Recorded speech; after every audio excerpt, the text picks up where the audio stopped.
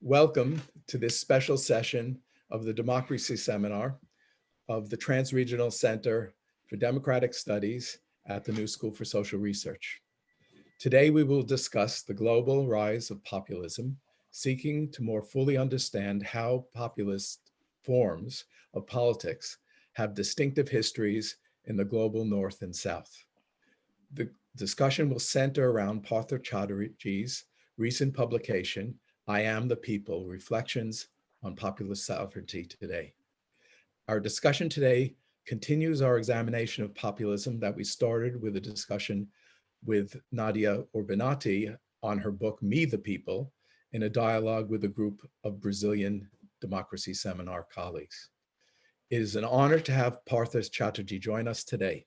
He is a world-renowned political theorist and historian, the author of more than 20 books, monographs, and edited volumes. He delivered the Ruth Benedict Lectures in the Department of Anthropology at Columbia University in April 2018. The expanded version of these lectures is I Am the People, Reflections on Popular Sovereignty. Partha will be joined by Sandipto Dasgupta of the Politics Department of the New School, and Sanjay Ruparelia, formerly of our Politics Department, now Jarislowsky Democracy Chair at Ryerson University in Toronto. They will offer their response to Partha's books. I am Jeff Goldfarb, Chair of the Democracy Seminar, a worldwide committee of correspondents responding to the global threats to democracy using the platforms of the Trans-Regional Center for Democratic Study and Public Seminar to exchange reports and analyses on the threats to democracy and work being done to oppose those threats. I will moderate the discussion. I will in a moment ask Lala Pop, our program manager, to explain some technical details about how we're going to proceed. Then I will ask Partha to open the discussion with Sandipto and Sanjay responding, followed by an open discussion on the issues before us. Lala, please. Sure. Thank you everyone for joining us this morning, afternoon, or evening, wherever you are. Just a couple of things. We're being recorded. So your questions and when the moderator reads your question, your name will be also recorded. And for the Q&A section that will take place in the second part of our panel, please place your questions in the Q&A section on the bottom right of your screen. And you can use the chat function to chat with a panelist. However, your questions, please place them in the Q&A section. Again, we're being recorded, and thank you for joining us. Jeff? Okay, so now Partha will give a brief introduction to his book, and then we will have a further discussion. Partha, please. Well, thank you. Thank you, Jeff, and thank you very much for inviting me to this book talk at the New School. As I was explaining to Jeff a little earlier, I have a long and old association with the New School, going back some, 30 years or so. So it's good to be back, even if only virtually. And thanks to several people, Udipto, for instance, who for initiating this, and to Sandipto and Sanjay for generously agreeing to be the discussants, basically to lead the discussion forward. So what I will do is just briefly, in about 10 minutes or so, just highlight what I think are the main sort of points in the book, and points that might lead to some discussion later on. So the first thing I would like to point out is that the book actually opens with a moment in the 1940s, immediately after World War II. And I open with that moment precisely to indicate what I think was the moment of universalization of the idea of popular sovereignty in virtually in all of the world. So broadly speaking, that moment is now regarded by historians, it's often called decolonization. And we know the many debates over decolonization, how much was there really decolonization, whether or not imperialism continued in various forms. What about the nature of the regimes that followed the withdrawal of the British and the French and the Portuguese and so on, and the Dutch from their various colonies. So we know all of these debates, but I think the crucial conceptual point to note is that whatever the specific form of the government, and these governments were not always democratic governments. Post-colonial governments, as we know, were not always democratic governments. They were often military dictators. They were, one-party rule and so on. But the basic conceptual idea that the only true and legitimate foundation of sovereignty of the state was the people. This was an idea which was, by the 1950s and 60s, I think, universalized. So that you actually have, if you compare the moment before World War II with what came afterwards, this sudden spate of nation states emerging, so that the United Nations, for instance, before, when it began in the early days, there were only 40 or 50 members. Now we have 200. And the form of the nation state, form that was actually modeled on the nation state form as it had emerged in Europe, that form became universalized.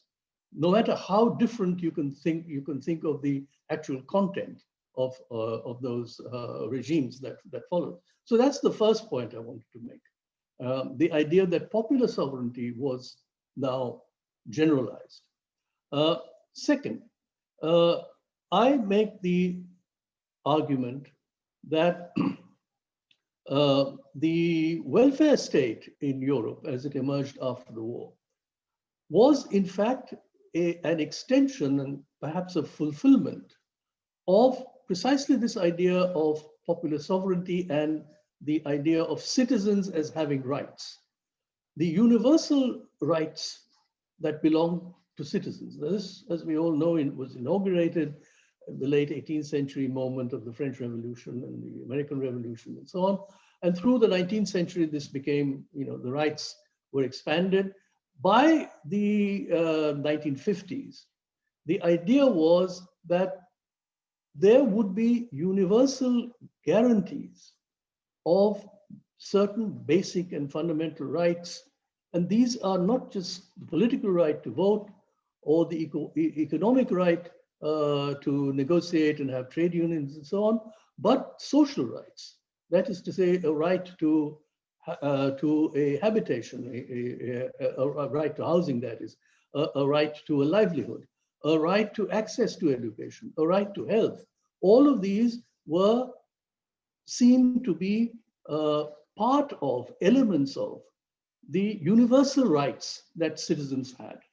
So this is the universalization of the idea that people had rights and the state must guarantee those rights.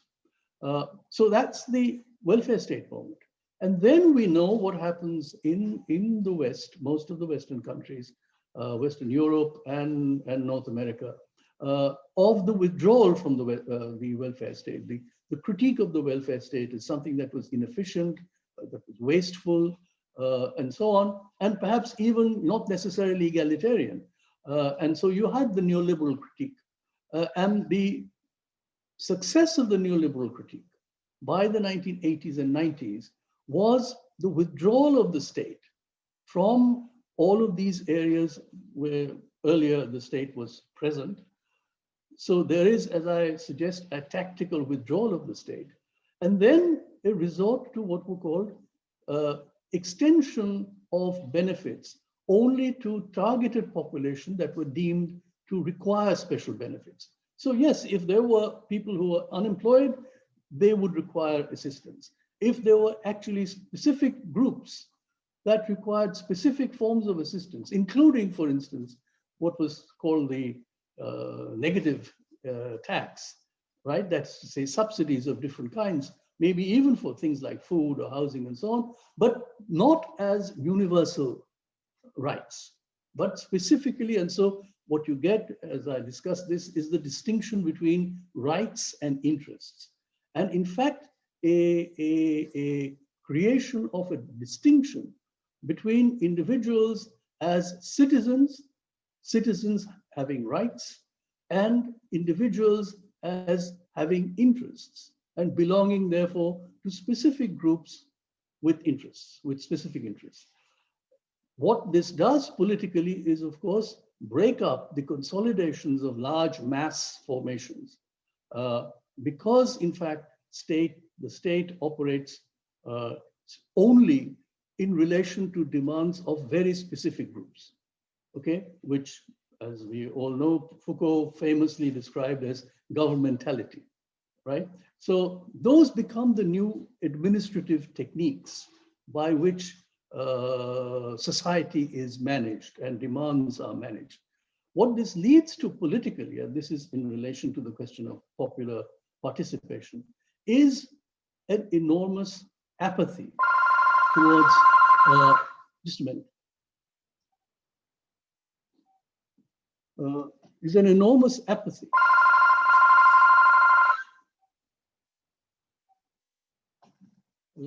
towards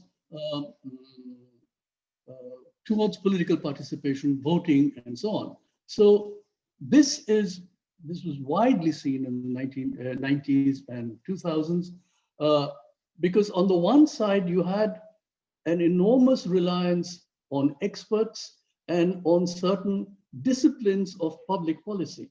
So which particular kinds of policies to be adopted in relation, let us say, to the economy, or in relation to health, or in relation to education, and so on, there was a wide consensus of opinion among all major parties, so that there was very little difference between this party or that party, and very little to choose, because in a sense, everything was driven by a certain consensus that emerged in specific policy disciplines among experts.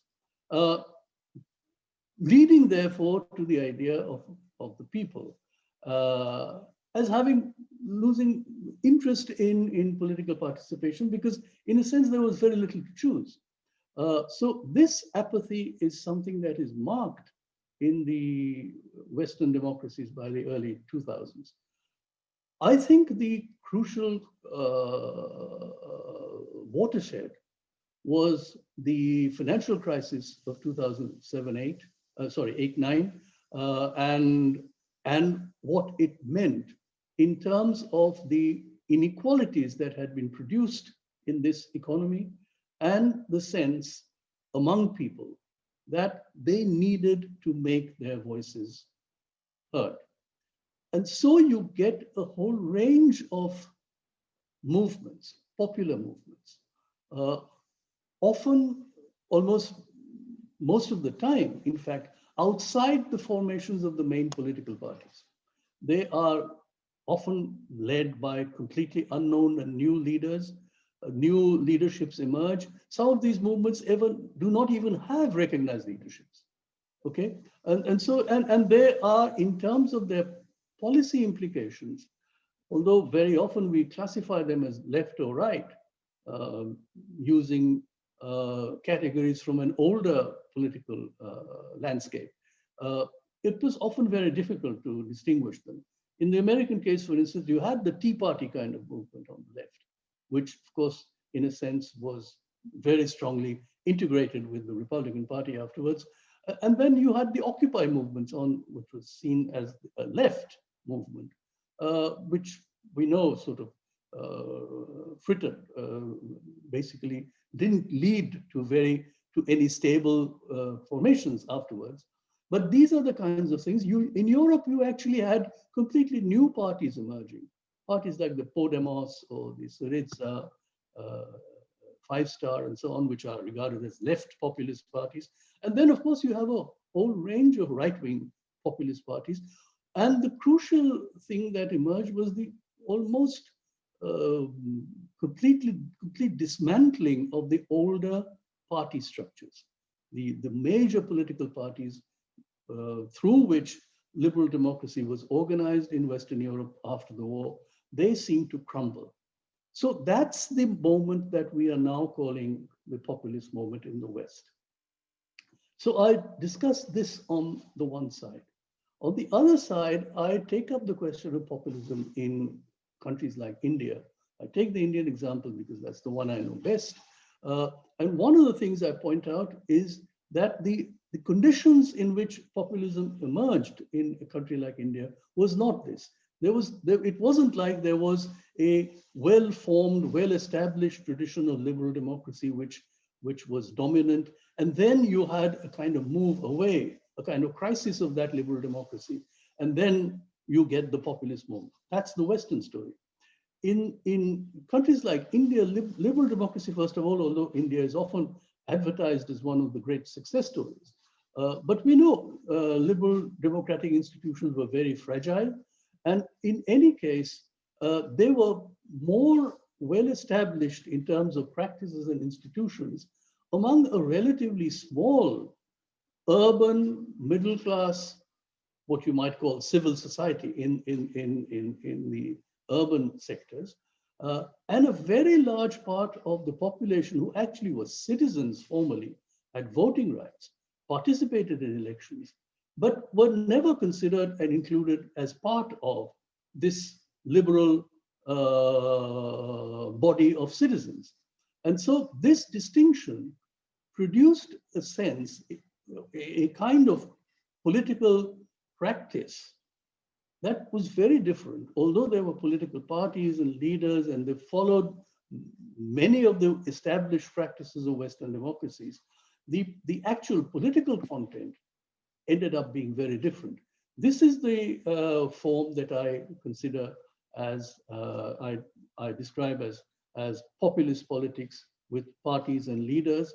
And India has a history of at least 50 years of this kind of populist political experience. As a result, I think there are many techniques of populist politics that have emerged in a country like India, which are only now beginning to be seen in let's say, Trump's America. Let me point out just three of them. First of all, the question of institutions. So, or let me begin with the question of the leader. What is the nature of the leader? And one of the things I point out is the idea that a populist leader emerges essentially as someone who is like a sovereign, who is supposed to have almost absolute monarchical powers, right? The only difference being this is a sovereign who is chosen by the people. This is not a monarch who has any kind of dynastic claims or any other divine claims or any of the older understandings of monarchical sovereignty. This is a sovereign who the people would bestow them with absolute powers, precisely because that is the leader who they trust to fight the system, to break through the laws and procedures in order to deliver justice for the people. So that becomes the justification, you might say the moral justification, and a great deal of emotional charges is produced by this kind of justification for breaking through the established procedures. So institutions are in fact destabilized and misused and so on. But the idea is all of this is justified because in the end it delivers justice for the people. So that's the first thing. The second thing, as I said, what follows from this is that institutions become mobilized and in a sense internally divided and by every sort of standard description would be called corrupted in order to serve the purposes of this kind of populist politics. So whether it's the bureaucracy, even the judiciary, all of these kinds of institutions get certainly the pressure is put on them. And we have seen in the Indian case many examples. Some institutions have held, a lot of them haven't. So that's the second thing. And the third thing is that this kind of politics leads to something that I call competitive politics. That is to say, a political party or a leader who succeeds in winning power through these kinds of methods is then rivaled by an opposition which chooses exactly the same kind of methods. So in a sense, what you have is an electoral democracy characterized by competitive populism. So, and we have seen examples, I mean, I particularly talk about the example of the Indian state of Tamil Nadu, where this kind of competitive populist politics has produced fairly stable party systems of competitive populism, lasting for more than 50 years. So that's the story that I tell in this book. And so I will leave the question of what is to be done to the discussion. But one of the things that I do want to point out is that whereas at this moment we do feel that there is something common in the kinds of politics and a lot of this politics, perhaps the greater part of this politics is of kind that we don't approve of. But I think it's important to understand the social roots and the institutional roots that produce these kinds of politics. And therefore, rather than simply restricting ourselves to what I would call immediate tactical ways to combat this particular leader or this particular populist party, how might it be possible to think more deeply about producing the social conditions that might produce a greater participation of the people in a democratic process, and yet not get into what is clearly a highly dangerous path of celebrating individual leaders with virtually unrestrained political power.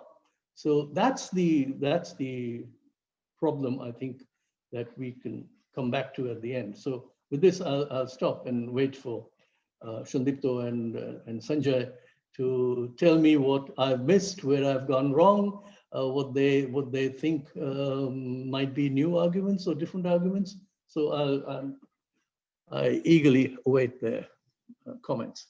Thank you. Thank you very much for an elegant summary of a very elegant book. And I'll now turn to Sandipto to offer his response. Thank you, Jeff.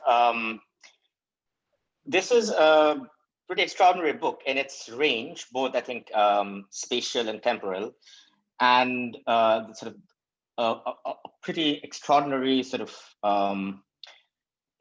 levels of insights and analytical insights and kind of reflection on various elements of our current political moment. I think also broadly 20th century politics. So this could be, I could talk about various different things which this book sort of generates in terms of both, I think, substantive and methodological claims. But given the relative lack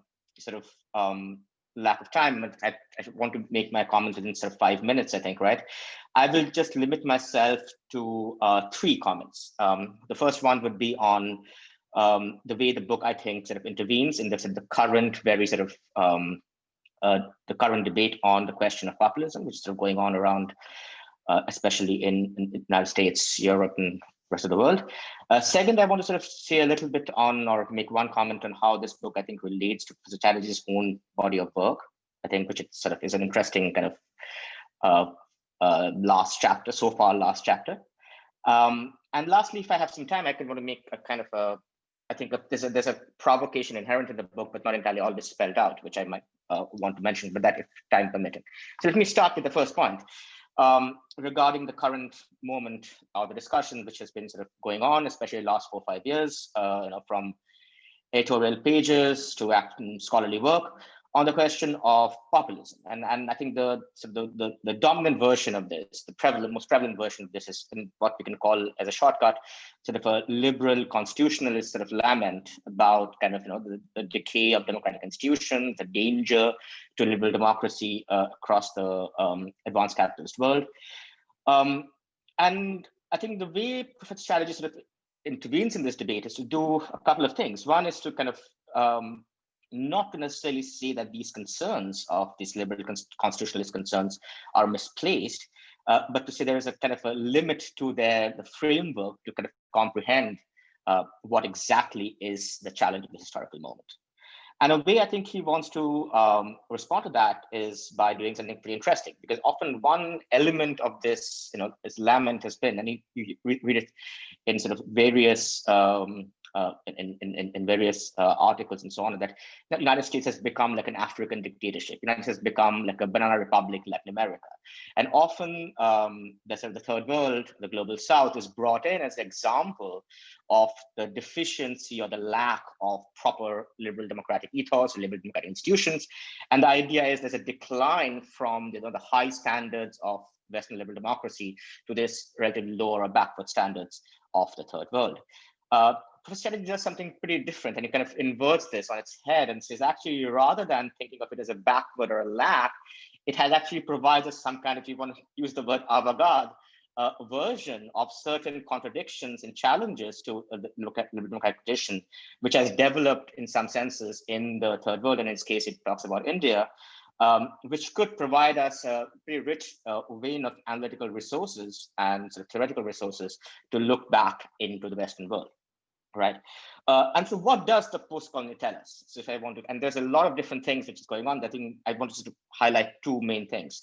One is it tells us the necessity, and this is what Chatterjee does, especially through a very interesting use, for him, not necessarily first time, this has been a mainstay of his work, but very interesting use of Gramsci's idea of hegemony. And the idea is that the question of populism cannot only, or the analysis of populism cannot only limit itself to the terrain of political theory.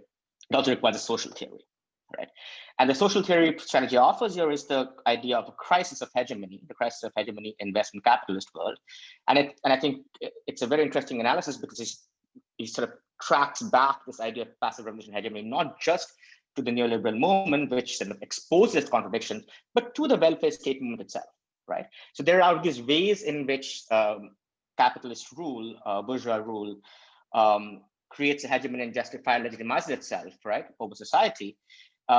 And what has happened actually is, in some senses, he says that's an kind of unfurling of these contradictions from the welfare state moment to the neoliberal governmentality moment, which is now sort of coming to fore through these populist challenges.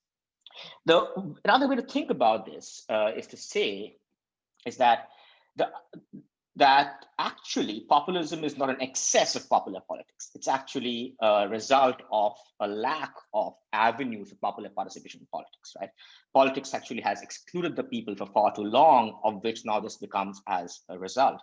And what he talks about, the people have been sort of, transformed from sort of political agents as subjects of popular sovereignty to what he calls the objects of governmentality as population, right?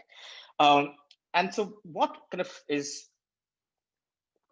this reveals is kind of this gap, right, between this sort of more expansive promise of popular sovereignty, which is formally and always affirmed as people as sovereign rulers, and the actually existing daily life of popular politics, right? The people has been for about several decades now since the welfare state formation, away from the realm of actual meaningful political decisions, right? And this part is where the post-colonial question comes in, right? And Chatterjee argues that this gap between the promise of popular sovereignty and actual political participation or popular remaking of politics is with something which became manifested in the post-colonial world much earlier, right? As he just said during his comments, the decolonization movement sort of globalized the idea of popular sovereignty. Every anti-colonial movement sort of affirmed the people as the proper sovereign authority against the empire, as a basis of their freedom.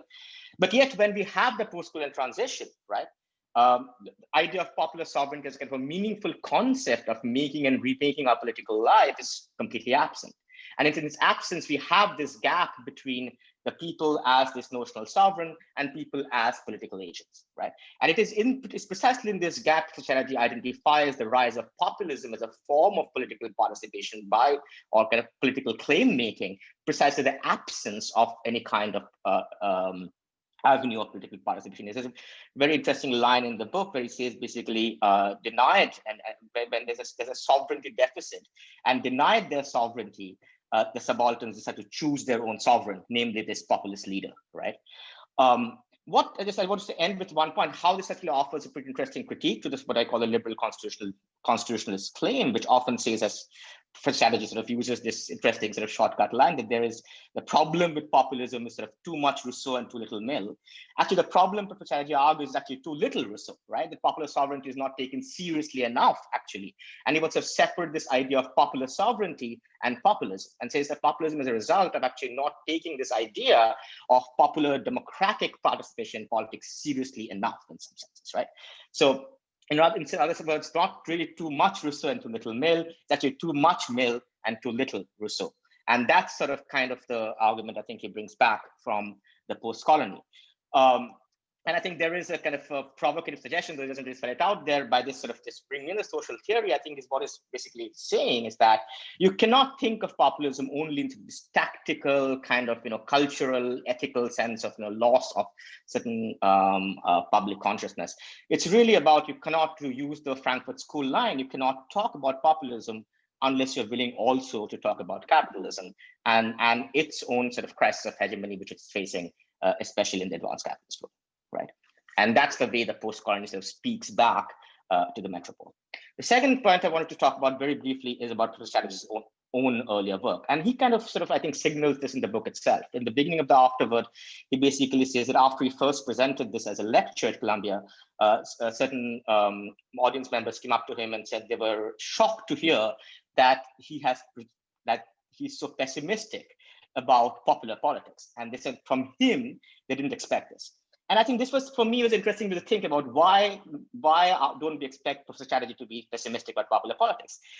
And if you take up Professor Chatterjee's sort of own intellectual trajectory, I think from the 1970s onwards, him and part of the Subaltern Studies School in India, they offered a critique of what you can call sort of the nationalist liberal historiography, the mainstream historiography in the post-colony, which argued that that the people, the post-colonial people, have been fully subsumed within this elite nationalist project and its institutional manifestations and so on, right?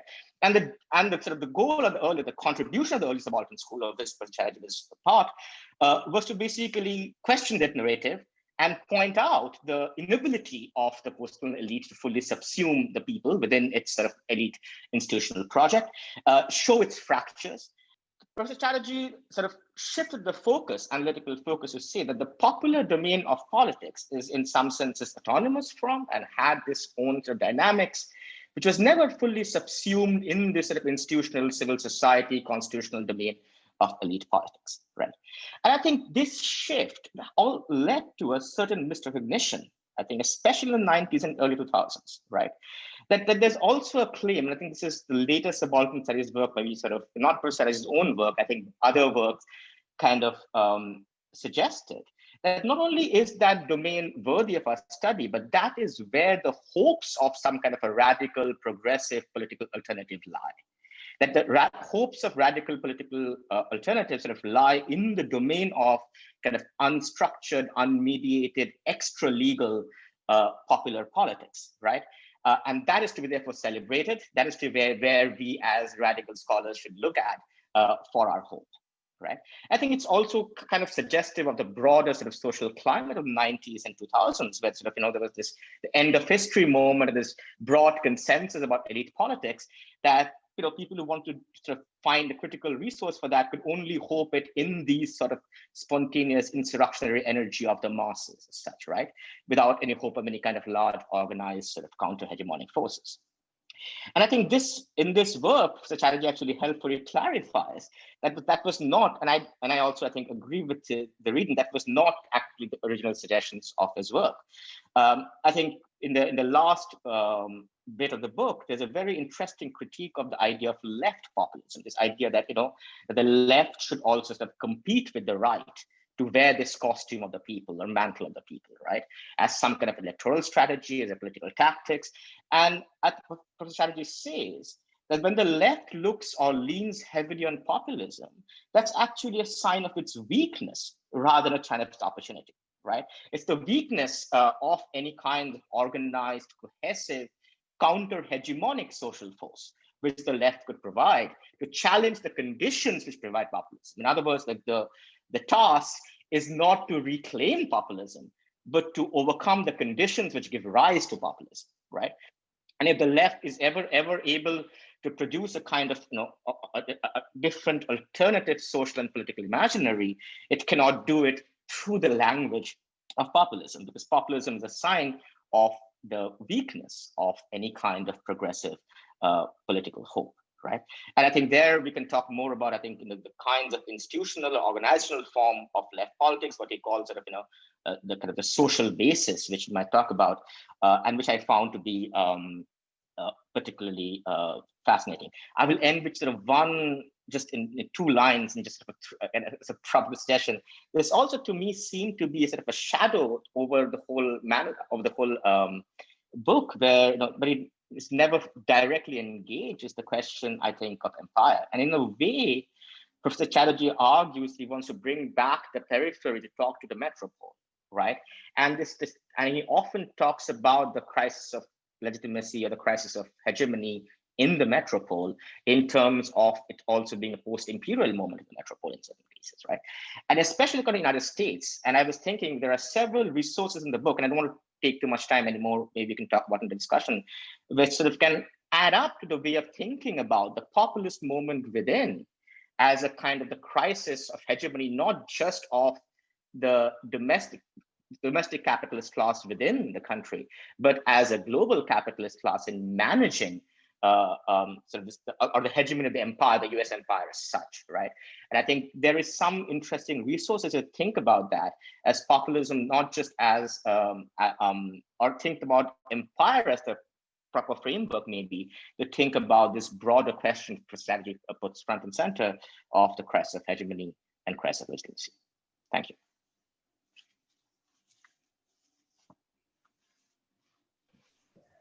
Thank you, Sandipto. And now Sanjay will offer his remarks, and then we'll have a general discussion. Thanks, Jeff, and thanks to Partha and Sandipto for starting this conversation. I found this actually a hard book to digest, and partly because it ranges so widely as it's a very unusual book. It's a slim book based on 3 lectures, but ranges incredibly widely across thinkers, from Fichte to Periyar and Tamil Nadu, across regions, across timescales, and also just the argument itself. And so what I wanted to try to do was offer a few reflections and also ask some questions to Partha to see if then that could help us think through some of the, I think, of certain tensions in the book, but they're not necessarily tensions in the argument, they're tensions in the world that the book is trying to map. So I think to begin, though, I understood the big argument in the book to be the rise of populism, certainly in the West and maybe in the post-colonial Souths too, is a result of the crisis of liberal capitalist democracy or its deficiencies. But that in turn reflects on, as the title of the book suggests, on popular sovereignty, a crisis of sovereignty. And there are 3 planes of this sovereignty that Partha talks about in the book: popular, state, and national. And I think one of the things that came through very much in Partha's opening remarks was that moment in the 1950s and 60s, the decolonial moment, was one in which you could have imagined, or it was imagined, that these 3 sovereignties, these 3 planes of sovereignties or dimensions congrued very well. There was a coherence amongst them. But what has happened over time is that they've pulled apart. And so populism in that sense, as the book says, the title says, this crisis of popular sovereignty, is because of the contradictions or the gaps and tensions between these 3 forms of sovereignty, 3 levels, 3 planes over time. And I think the big, I suppose, political analytical message from the book that was really striking was, it reminded me of a comment. Partha says, that in a sense, to understand the future of the West, you may have to look at the history of the South. 40 years ago, John Donne, in a slim volume, Western Political Theory in the Face of the Future, also made a claim at the end of that book that the future of many of the key concepts of Western political theory will really play out in the rest of the world and tell us our own future. And you see that whether it's to do with populism, with precarity, which has been a condition that in the West we've talked about for the last 10, 15 years, but of course it's been the sort of underlying basic condition of many post-colonial countries in the South because of the histories of imperialism and colonization. So those are just opening reflections. I wanted to ask a few questions, pose a few questions that we might discuss if there's interest. One is, in Partha's account, this 1970s, as for many accounts, becomes a kind of pivotal moment, right? So this transition from a liberal order to a neoliberal order. And one of the things that the book does is it says that, there's something similar about all these different welfare states.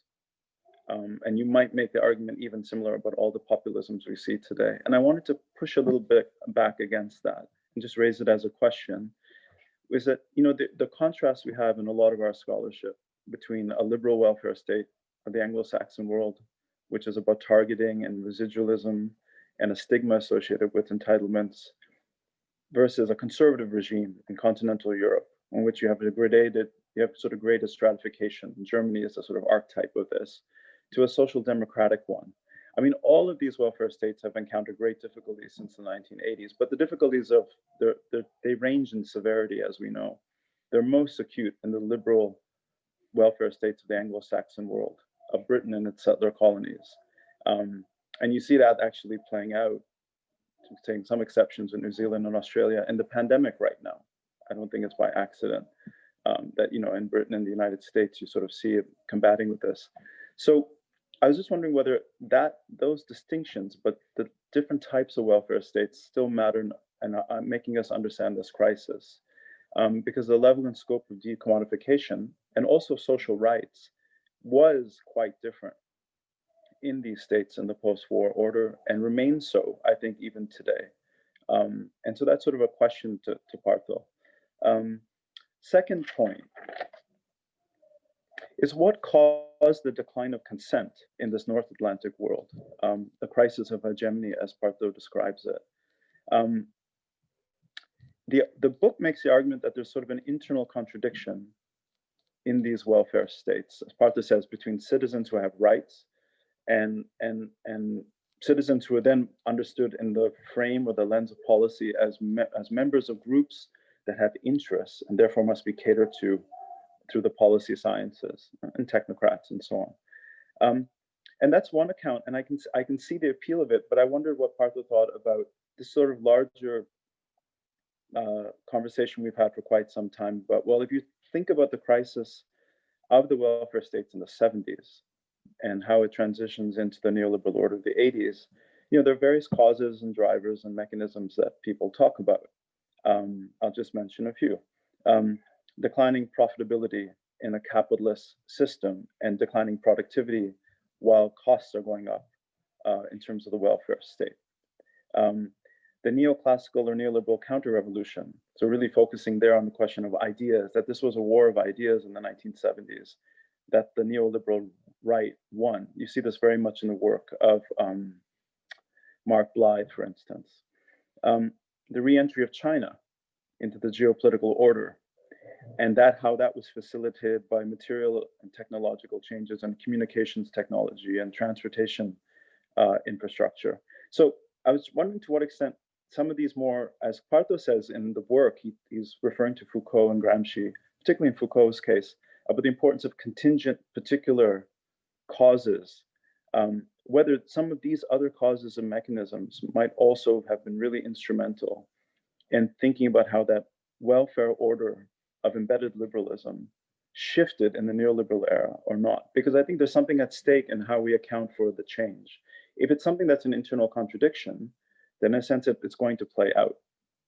But if the transition from one order to another is because of these other factors, then I think the way forward also has the possible ways forward out of such a crisis also potentially change as well. Third question, what is the nature of this crisis or the basis of hegemony that Partha talks about in the West in particular?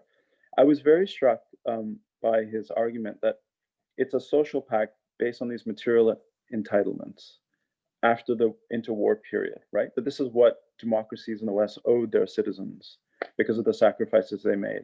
And I think it's absolutely right. And I think one of the things that comes out of that, and it's in the book, but I was wondering whether we need to emphasize it more, is we often make a distinction, political science, sociology, that our democratic regimes have a normative basis, which is different. They have a procedural legitimacy. And the autocratic and totalitarian regimes that they were pitted against in the Cold War had a performance legitimacy. And that's why the democratic regimes are so much more resilient, right? They had safety valves. They could survive crises better. And we hear this today even with the case of how we think about China and how vulnerable or fragile China might be vis-a-vis other countries. And I think one thing that comes through in this account and other accounts like it is the importance of just thinking, well, how strong were the normative commitments when the things got rough? And I think that, in other words, liberal capitalist democracy clearly has its own performance legitimacy. And that's what's been so exposed in these crises that we're now encountering and the rise of populism. And you can make a similar argument there, I think, in the case of India. And there's been a lot of research in India when we think about why is there a crisis of secularism in India? And one of the questions or one of the arguments often made is, well, how deep did that go? And how much of an educative sort of project was that of the Nehruvian post-colonial elite or not? And I'll sort of end with a couple of questions. Again, the neoliberal era in the in the 1980s. I think one thing that's very striking. Partha uses these phrases about the tactical extension of the state, the tactical retreat following Gramsci. I think what's very striking is the Western story seems to be more straightforward to me. It's the retreat of a neoliberal, it's a retreat of a welfare state because of these advance of neoliberalism. The South seems something more complicated, and probably not surprisingly. You could say over the last 40 years, what we've seen in the South is the advance of economic liberalization, structural adjustment. We've also seen a transition to democracy in many regions. India is not in this vein, but if you think of Latin America, Southeast Asia, Sub-Saharan Africa. And then you also have, here I think I would probably differ from Partha's account, the expansion of entitlements to new groups, whether it's in Brazil or South Africa or India, often came under the rubric or under the aegis of a new constitutional moment. That it was actually the expansion of law. It was the use of law to expand social entitlements that was different in the South. You see this in the 1988 Brazilian Constitution. You see it in the way the Supreme Court in India tried in the 80s and 90s to revisit the distinction between different types of rights and entitlements. You see it in the post-apartheid South African Constitution. So I think that it's a more complicated hybrid sort of regime that we see in the South. And that leads to the final question, which is what is the social basis of populism in different regimes in the world today? It's very striking in Partha's account that he describes it as subaltern in India. And I can understand why, given the examples that he uses, and of course, because of the history of India. So the question then becomes, if the character of populism is similar in the North Atlantic world and then the post-colonial South, and if the exercise of rule, how rule and power is used is similar, and I think there's very strong reasons to think that's true, is the social basis similar? In other words, would you describe the rise of populism in the West, in Britain, in the United States, in Germany, in Italy, in Latin America, and Brazil, as being subaltern or not? And I think that social basis is very important. It's a very important distinction to make, because I don't know how Partha thinks about that. because I would have had a hard time characterizing the social basis of a lot of right-wing populism in the advanced industrialized West that we've seen in the last 10 years as being driven or supported by subalterns. In fact, if anything, it's a sort of native ethnic citizenry which is reacting against minorities and immigrants, and it's the relative decline in status that I think a lot of commentators talk about, but I don't know how he would think about that. But let me just end with that. An incredibly rich book, and actually quite difficult to talk about because it has so many different strands, and depending on which ones we pull, I think the discussion takes us in different places. So I think the richness of the book is reflected in the richness of the comments and the questions. And I have to say, I don't envy you, Partha, in figuring out how to respond. But I ask if you would like to respond to these comments. And it's up to you to do it in whatever way you will.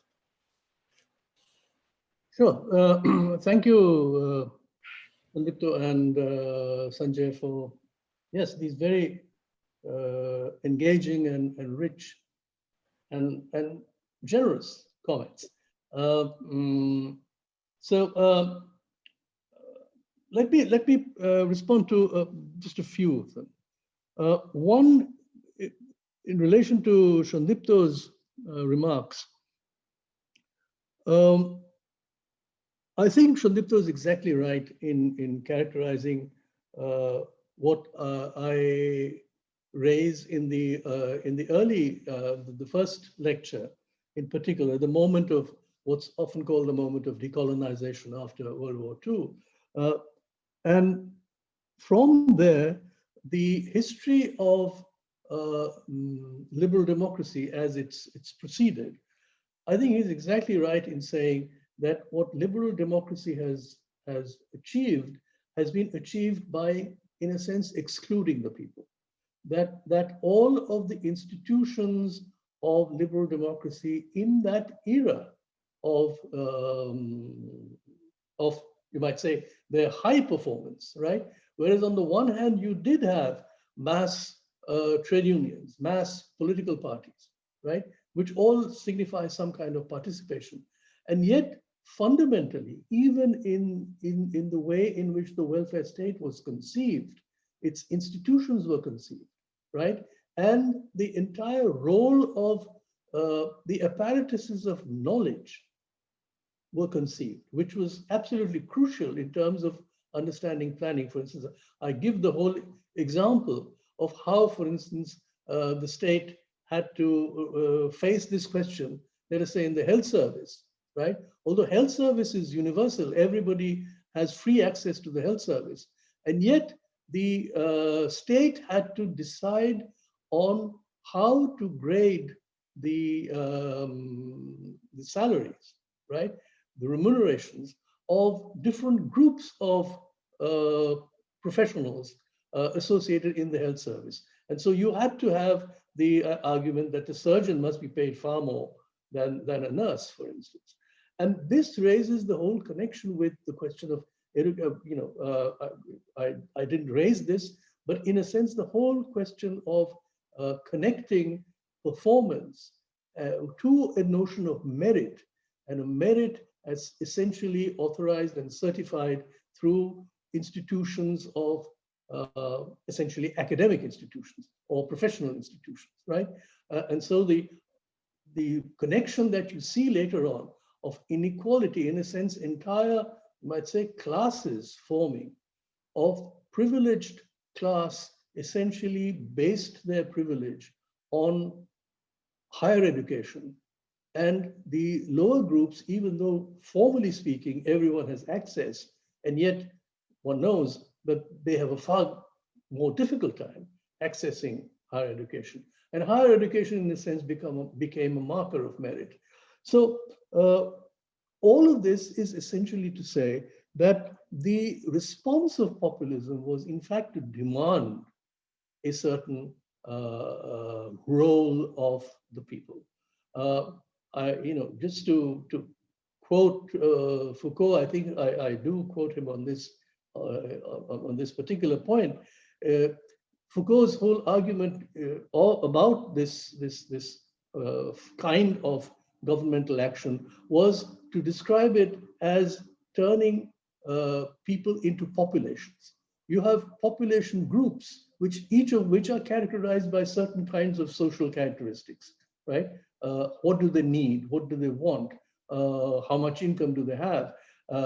And then act in a targeted way so as to get the desired outcome. So they are treated more like things and in a sense, what Foucault says, that there are these moments when the people refuse to be treated as populations.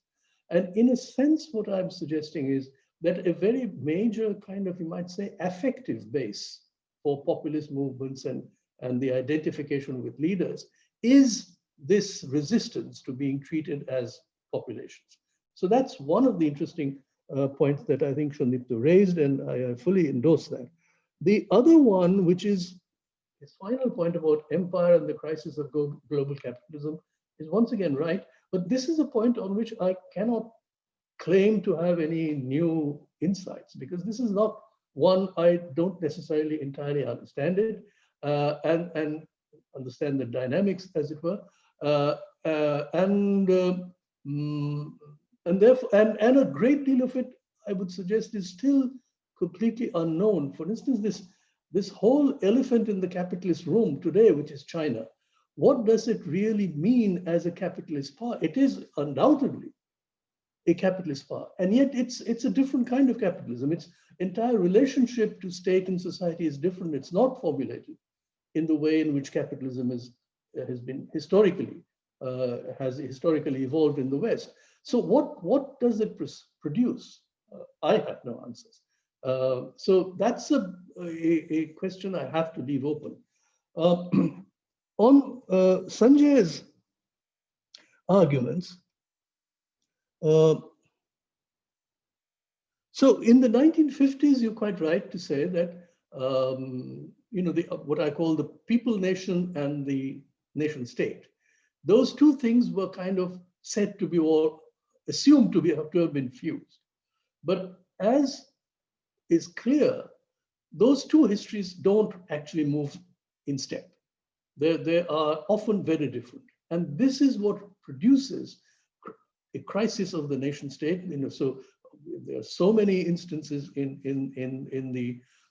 the South where the post-colonial nation state has fractured. There have been secessionist movements. There are all sorts of lines of division within society where it's clearly understood, or it becomes obvious that the constitution of the people did not actually coincide with the boundaries of the state and the shape of the state.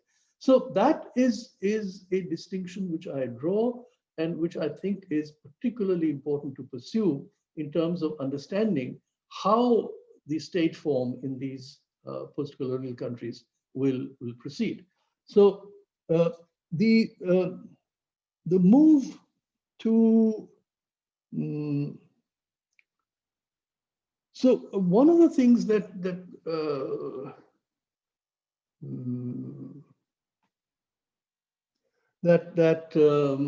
Sanjay raised was the difference between the Anglo-American kind of neoliberalism and its present crisis, and the forms in Europe. And I think there you are right, because once again, the relationship between what you might call the people nation and the nation state were again different. So in the European case, as we know, the entire, what Foucault often calls the pastoral form of power, that is to say, essentially the government taking over this responsibility, which earlier used to be carried out by the church, right, of actually looking after people, taking care of people. Now that taking care function in Germany, for instance, much of Central and Western Europe was actually taken over by institutions which were called police, Polizei, right? Now, Polizei is not quite policing functions as understood in the in United States or Britain, right? It was much wider. So the police was supposed to actually keep a complete account of every family and every household within their jurisdiction. So people moving from one part of the country to another was supposed to report to the police. So that is the fundamental kind of framework understood. There's a whole tradition, culturally rooted tradition, where, for instance, this taking care function is seen to be far more organic to the state than it is in the West, right? And so I think you're completely right in saying that when neoliberalism comes about, neoliberalism in the West, particularly in the United States, in the form that it emerges as we want the government off our back, right? We want to preserve our sort of naturally given rights. Now, that's the kind of sense that you don't actually have in Europe. And that difference is actually completely quite correct, as you suggest. So let me just move to one point that you make at the end, which is about the possibilities of what you might call popular mobilizations, using even ending up with constitutional legal changes in order to extend entitlements to groups that were previously denied. And you correctly mentioned the example of Brazil. You're completely right. And in a sense, you could describe as a left populism as, that almost like the limits of left populism. You have similar things in Bolivia, for instance, where constitutionally and legally, a way in which the indigenous peoples have been brought into the political form was completely radical. Now, the interesting problem is that to the extent that these depend essentially upon certain kinds of electoral formations and an electoral superiority of a particular leader or party, right? To that extent, it is vulnerable to those gains being withdrawn once the party loses that kind of political support. So you see this thing in Brazil, for instance. There was an attempt to do it in Bolivia. I don't know how far that will go, where many of these kinds of gains that were even legally solidified, there were attempts to pull them back, and they could be done, right? And so that's the more important question, it seems to me. To what extent is the extension of these entitlements are transformative in that way? Let's use that word. To what extent are they transformative? And it seems to me that there are limits to which these kinds of populist mobilizations are sort of necessarily subject. Finally, on the question of the social basis of populism, let me just answer very briefly.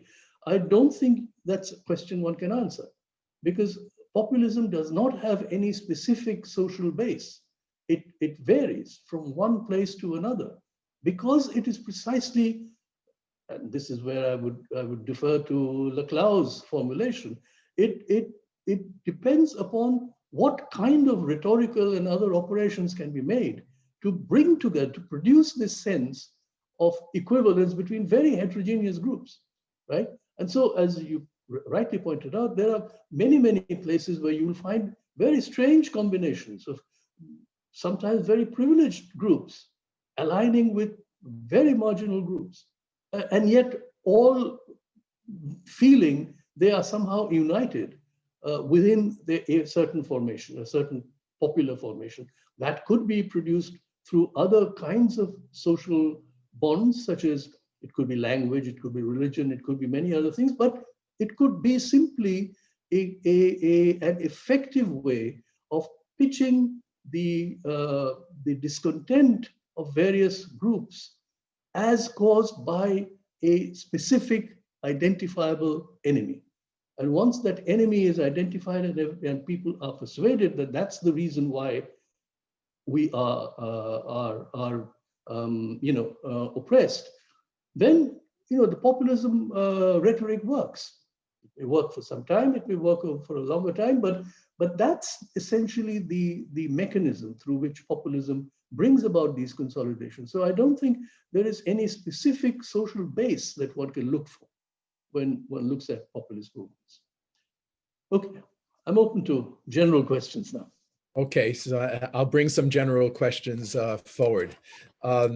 One is rather straightforward, but I think that it kind of gets to an important kind of, to this point, unaddressed issue. Professor, do you think, that means Professor Chatterjee, do you think the constant social integration of the RSS in India, as well as the rise of religious-based nationalism, is what leads to the steep rise of populism in India? So I see that question as being particularly what is the role of religion in this populist moment, and yeah, what is the role of religion in the populist moment in India and maybe beyond India? Would you like me to answer one by one, or shall we collect some questions? Actually, I could collect. So related to this, and also related to your response to Sanjay, a long-time member of the democracy seminar, Michal Vashechka in Slovakia, essentially asked the question, notes that populism arises, as you just pointed out, in various contexts, but it seems to be, he maintains that it seems to be kind of losing its original meaning.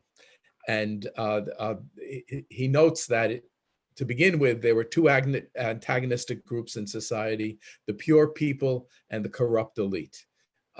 He posits that maybe things are getting more, that this is a thin ideology, and that it may be getting more complicated. So I think that those two questions actually, one coming addressing specific India problems, but one coming from Central Europe, actually address a common theme. So perhaps you want to comment on that.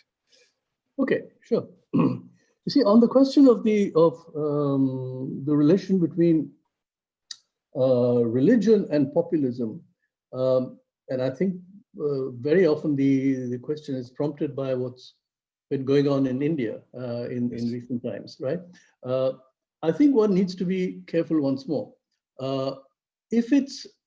If one is trying to understand something which is essentially an electoral phenomenon of populism, that is to say, trying to produce a consolidation of different groups turning that into an electoral majority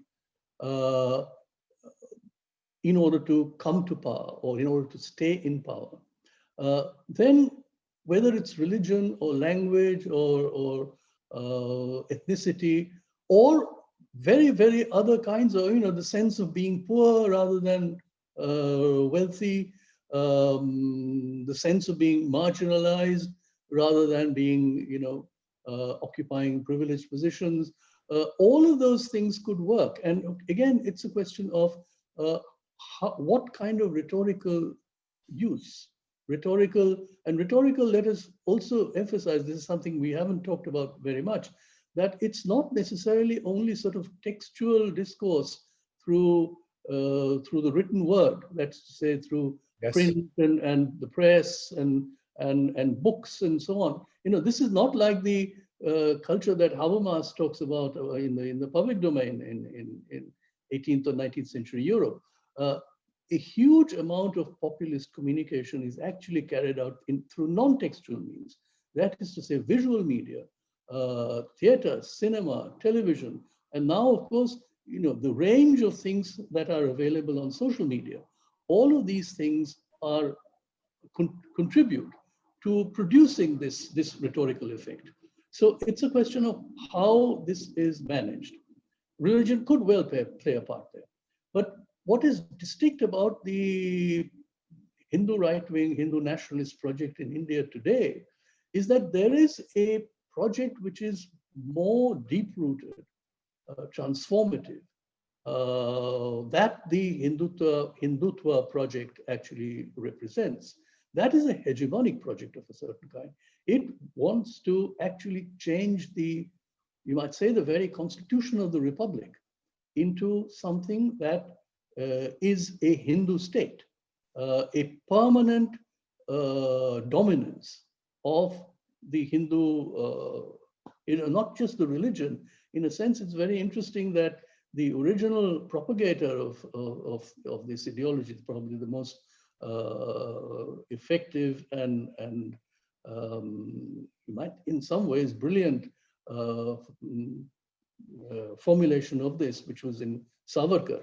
Well, for Savarkar, he made a very clear distinction between what he called Hindutva or Hindu-ness in the political sense and Hinduism as a religion, and made a very, very strong argument that Hindutva in the political sense has nothing to do with religion, right? It is a complete, it is a political concept. And to a large extent, religious feelings and sentiments have been mobilized, but the fundamental project is a transformative one to change the nature of the Indian Republic as it was constituted after independence into something else. And that's a hegemonic project that's continued irrespective of whether, the BJP, the ruling party now, through populist electoral methods come to power or whether they're out of power. Even when they're out of power, that project continues. So that's the important question there. On the second question of populism getting thinner, you see, this is an argument which Ernesto Laclau actually makes in his book, that a populist regime, when it's in opposition, makes this very strong, what he calls the internal divide, the internal frontier between the genuine people on the one side and the enemy on the other side. But when in power, the sheer pressure of actually governing, the sheer pressure of delivering specific, of meeting specific demands and rejecting other demands, necessarily will lead populist regimes to lose their populist appeal over time and essentially become like any other governmental regime. In some ways, this is a logic which one understands. But one of the interesting things that the Indian case raises is the ability of many populist movements, in fact, to shift their constituencies, to move to even reframe their populist appeal to a different audience, to a different constituency, so that some of their old constituents may drop out and they may actually include new ones. And this has happened in particularly, I give the example of the Tamil Nadu case, where there are populist parties that have been in and out of power. They have survived leadership changes. They've changed from one leader who passed away and a new leader, and yet the populist appeal continued. So these are possibilities. It doesn't always work. It doesn't always work. And you're completely right. There are many examples of populist regimes which have simply lost their populist sheen after a while and degenerated into any kind of party. Yeah. So Jaya Sinj asks whether you would agree that the current political narrative, the populists in India and maybe globally, have to do with othering and of particularly othering of Islam and Muslims as the enemy. And I wonder if that's actually a part of the answer to the former question, and would be interested in what you have to say about that. Yes, that's true. I mean, in the Indian case, that's certainly the case. In a lot of the right-wing movements in Europe, that's the case.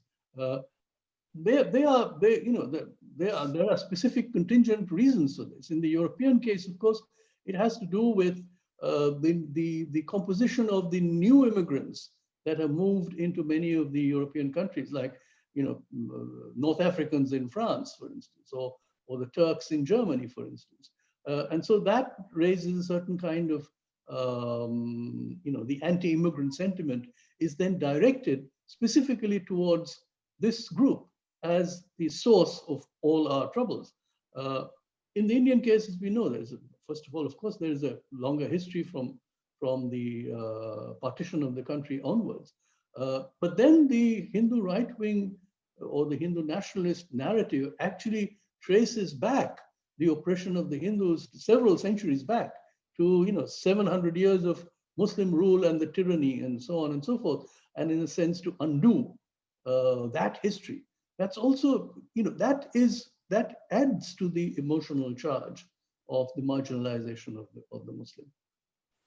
Yeah, of course, I would add that in the United States, the whole issue of white supremacy is a key to Trumpism, that, functioning in a similar way. Now, Sanjay, are you able to speak to everyone, or should I read your question? Are you there? Sorry, you asked me, Jeff? Yes. You asked a question for all panelists, and I'd rather you ask it than me read it. No, I was just responding to somebody who had written. Oh, I see. I think it's Aisha. She asked a question. You might want to ask her to jump in or read hers. Here's about, is there an internationalism of right-wing populism? I believe that was a question she asked. Yes. Okay, good. It's hard for me to, please answer that. Yeah, well, there is, or there is an attempt. Here it is. I just saw that Bolsonaro is extremely unhappy with that Trump is lost. So I'm sure there are would be reactions to this in Europe too. Now, to what extent this is an internationalism that has substantive, strength is debatable. Because unlike something like, let's say, the Socialist International in the early 20th century, which actually, these would be groups that had formal organizations.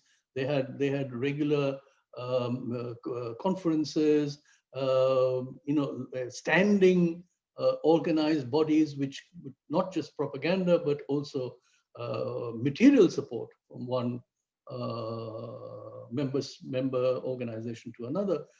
I doubt that right-wing internationalists have this. But the interesting dimension is that to the extent that almost any national political situation today is necessarily tied with the position of that country with neighboring countries, with a global order. So, for instance, think of Britain and the way in which the entire relationship between Britain and Europe became so centrally a part of British politics, leading in fact to virtually entire parties being divided up. So to that extent, a certain internationalism is almost inevitable, that there would be an international dimension to a politics where even if the focus is very much on the national political scene, certain international implications are very likely. Yeah. So one of the most interesting aspects of the book that I appreciated was the attention you paid to the relationship between, the visual dimension of populism. And Gerald Johnson asks, can you elaborate your discussion of populism in relationship to the Indian cinema? For example, in Indian populist cinema, different scope and scale than the US variants of the cultural history in terms of the political projections of Ronald, so this is the international dimension of this. Ronald Reagan, Arnold Schwarzenegger, and Donald Trump. They all have, some populist qualities to them, especially our present dear leader. And I think they underscore this aspect of your analysis, and your comments on this, I think, would be appreciated. It's one thing I would like to point out on this question of the visual dimension, and particularly, I speak of cinema in the Indian case. Of course, you can expand the idea of cinema to include, for instance, television. Television Right. series are a very major part now. One of the things that I emphasize is the very distinctive nature of a particular narrative form that emerged for all sorts of reasons, that emerged within Indian cinema, and irrespective of the different languages, because Indian cinema is, it's not just Hindi. There are very significant, extremely large bodies of cinema that are produced, let's say, in the southern Indian states. And there is a very, you might say, almost typical form that had emerged, which is called the melodrama. The melodrama is a very, very powerful narrative form that cinema has produced in order precisely to deal with social questions. The idea of good and bad, good and evil, the good finally winning, of the ordinary people being on the good side and the rich and the powerful being the evil side. This is a very standard kind of narrative form. Now, it seems to me that this form particularly lends itself to populist narrative, to populist politics. The leader very often is put in this position of the hero fighting the villain on the side of the innocent people, fighting, and finally the good will win, the good hero wins. So that's the form that is very, very powerful. What it seems to me, if you were to use the same argument or to see to what extent that works in let's say, in the United States, I wouldn't say Hollywood cinema is quite the appropriate form. If you want to understand Trump, because Trump, in a sense, Trump very much fits into this model of the melodramatic, construction of the world. And perhaps, I'm not an expert on American television serials and so on, but to the extent that Trump is also a product of precisely American television, I think there must be something there. I mean, it's not for me to make the analysis because I don't know enough about it. But it just seems to me that that's the real connection between what television serials and the possibilities of melodrama on television serial or the television, what is it called, reality show format. So that may have something to do with trying to explain how Trump's popularity and all the stories, which generally speaking, the news media simply discounts as based on entirely false narratives. And yet, why do people believe in these false narratives? And let's not forget that there are large numbers of people who do. Yes. And so that's, it seems to me, is an interesting question one could follow. Yes, I think the implications of this are very large for political theory and people who are interested in public life, because there's a dimension of political expression that plays a very, very important role in politics. We have, with Trump, we have evidence of that. Yeah. People easily say, okay, he's the reality TV president. He governed as a reality TV kind of master of ceremonies. But considering how one develops an alt, we have to work on that. There's first the observation, but then there's the need to actually pay attention to the details. One of the things, therefore, it's a sort of underlying argument of this book is that, in political theory, we've sort of completely confined ourselves to thinking of political theory as essentially a set of discourses produced by philosophers. But that's not necessarily how politics plays itself out in the real world. And therefore, we do need to think of, in a sense, ingesting these non-textual forms of communication and thinking, right? Which are also, importantly, they have this affective dimension, that those should be brought into our understanding or our formulation of political concepts, very central political concepts.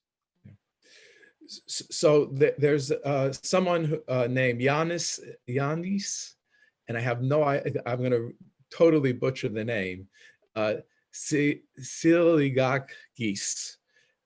So I'm sorry, Yanis, who's asked a series of questions. And I think actually the simplest one is actually one that we should consider for those of us who don't know a lot about India and the context of these reflections on populism. What is the percentage of participation in India? How does it differ between rural and urban?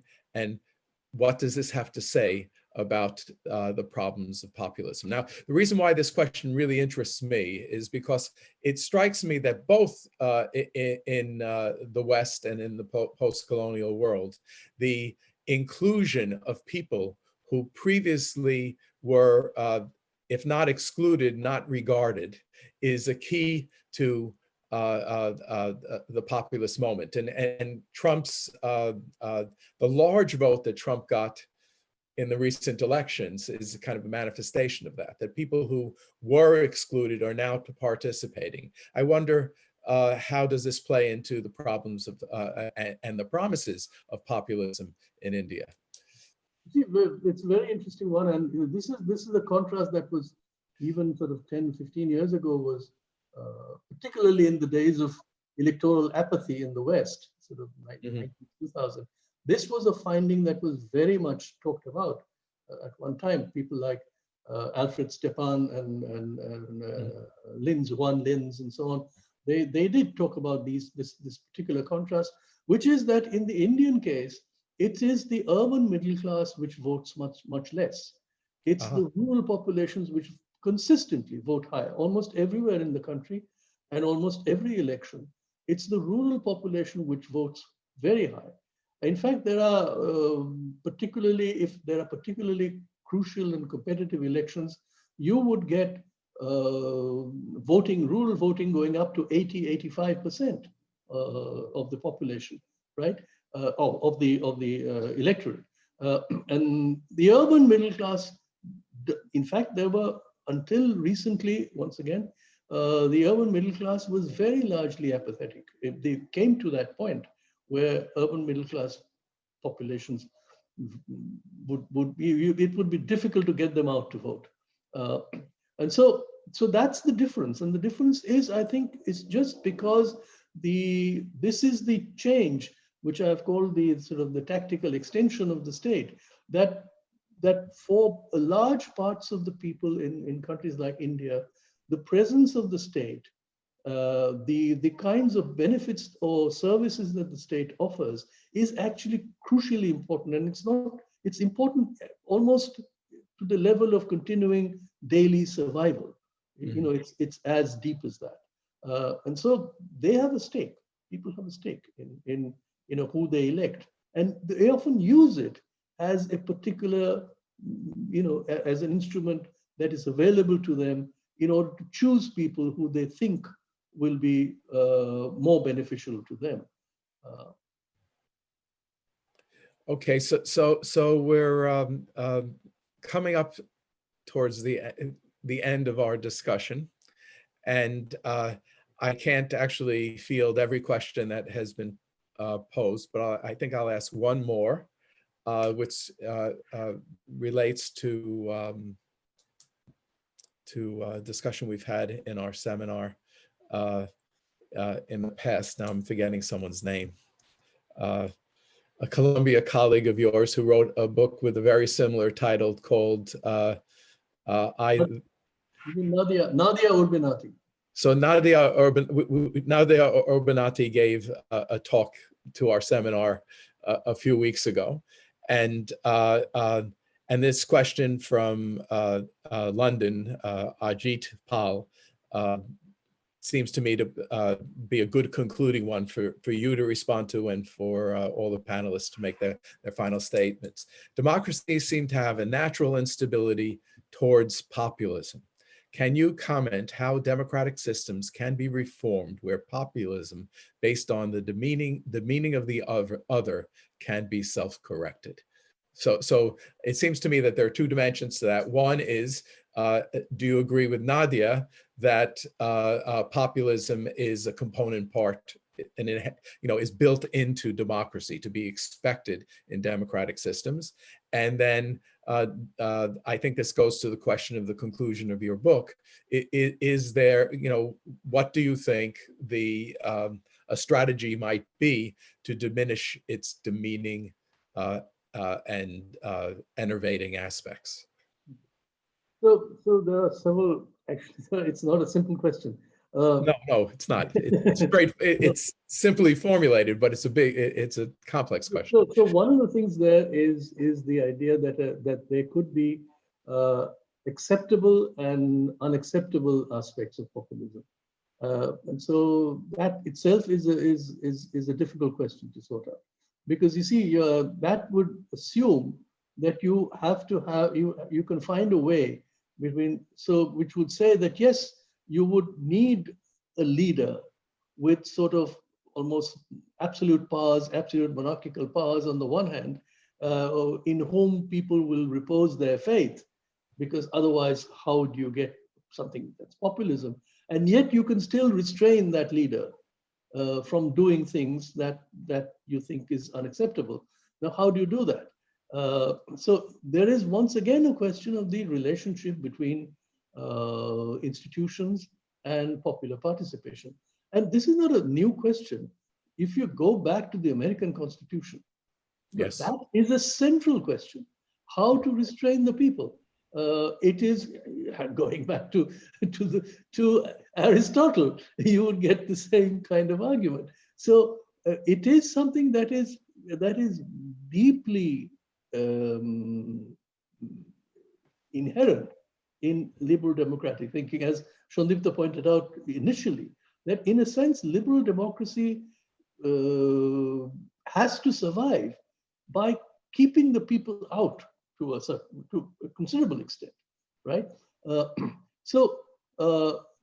This is a contradiction that becomes difficult to manage when, you see, there are various ways in which that contradiction had been managed over time.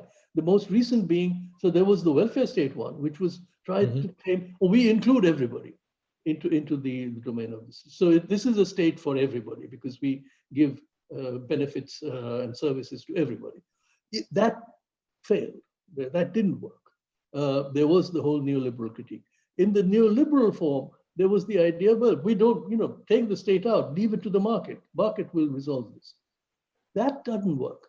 So in a sense, the difficulty becomes, it seems to me, that is really the crisis. The asking, suggesting that you could find self-correcting mechanisms, institutions within liberal democracy, which will, in a sense, allow populism to rise, but it will, restrain it after a point of time, is in a sense not recognizing the depth of the crisis of liberal democracy today, because it does seem to me that simply saying, as various people have been saying today, just because Trump has been defeated does not mean that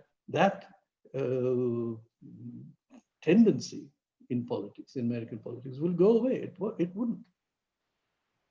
Yeah, Sandipto, I see you shaking your head in agreement on that last statement. So maybe you want to kind of make your final intervention at this point. In that question, and there I think I was going through the question, there's a couple of other questions as well, which comes from a point of view which has been quite prevalent in our sort of whatever starting off with as our reaction to the phenomena of someone like a Trump or Brexit in England, which is that to say that somehow this shows sort of the dangers and excesses of democracy, right? And this is an old traditional liberal thought, as Richard rightly says. This is this Tocquevillian idea of kind of, there's this dark undercurrents of passions and which democracy might unleash.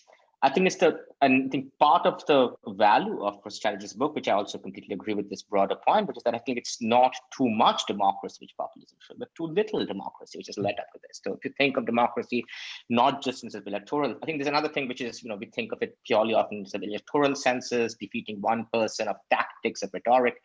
But if we don't think of democracy in purely electoral and tactical sense, and you think of democracies in larger senses in which you think of such kind of a political empowerment of people in terms of their own self-rule, which is a much more sort of expanded idea of democracy, of which there is been a history of democratic thought, and not just democracy as sort of 5 or 4 years elections, but as something of everyday political participation in social life, economic life. I think it's that lack of democracy which has given us this sort of this particularly manifestation of people speaking through these sort of going over institutions and through this sort of symbolic identification embodiment which populism shows, right? So in other words, to get back to the answer, the worry is not that democracy has this sort of sickness of populism within it. The problem, I think, is that populism comes up when democracy is not taken seriously enough as a form of self-rule or governance. Yeah, I think that's very, very interesting. It's interesting to me that a couple of days ago, we had a seminar on kind of views of the election from around the world on of the American election, colleagues from India, Turkey, Latin America, Central Europe, and we ended exactly on this point, that if we're going to respond to this crisis in our times, that somehow an expanded democratic life, including social movements, are actually a key to avoiding this underside of democracy. And it also interests me that Diva Woodley gave a presentation in Sanjay's shop yesterday, and this is in fact her major theme. So I think that's really intriguing, that we're kind of moving towards an understanding that other than formal political institutions have to be considered if we're going to address this problem. So really intriguing. Sanjay, do you want to add your last 2 cents?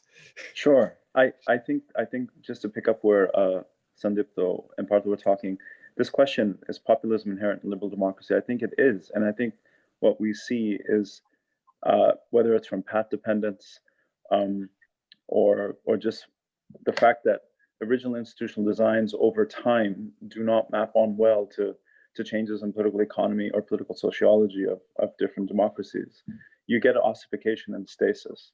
I think one of the biggest lessons we've learned from these crises is that old idea that you have consolidated democracies and nascent democracies and emerging democracies. No democracy is ever consolidated, because in that sense, it's a never-ending project. And so I think, like Diva had said yesterday in the lecture series that I was moderating, you need renewed political organizing.